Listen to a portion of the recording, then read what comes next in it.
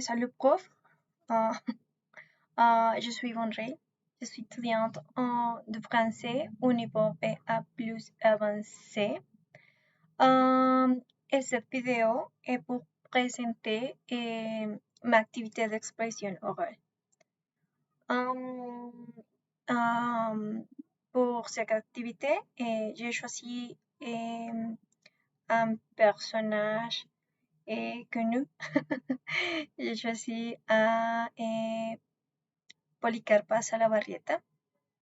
Alors, Policarpa Salabarrieta était une femme importante pour l'indépendance de la Colombie.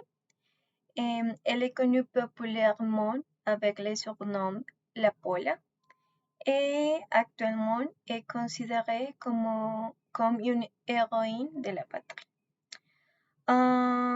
Policarpa est née à Guaduas, Colombia, 26 janvier 1795 et ses parents s'appelaient Joaquín Salabarrieta et Mariana Ríos. Aussi, Policarpa avait plusieurs frères et sœurs. Quand la Pola était petite, elle a déménagé avec sa famille pour vivre à Bogotá. Et en 1804, elle est retournée à Guaduas avec sa grande sœur Catarina et son mari, car malheureusement, 12 ans avant, ses parents étaient morts à cause de la variole.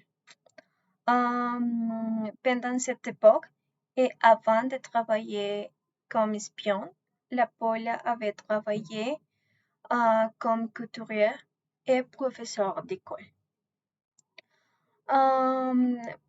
Plus tard, alors qu'elle était déjà une espion, elle travaillait comme couturière pour les femmes riches de l'époque et aussi pour les épouses des militaires afin d'entendre les nouvelles de l'armée espagnole et de leur mouvement et leur armement.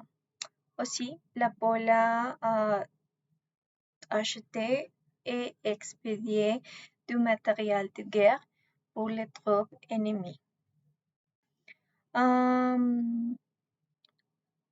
Plus tard, la Pola est découverte et capturée le 10 novembre 1817 et le Conseil de guerre l'a condamnée à mort.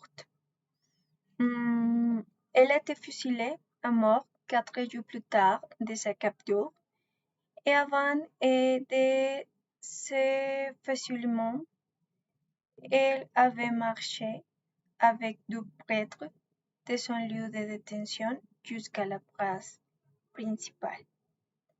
Actuellement, sa corps est resté à l'église de San Agustín à Bogotá.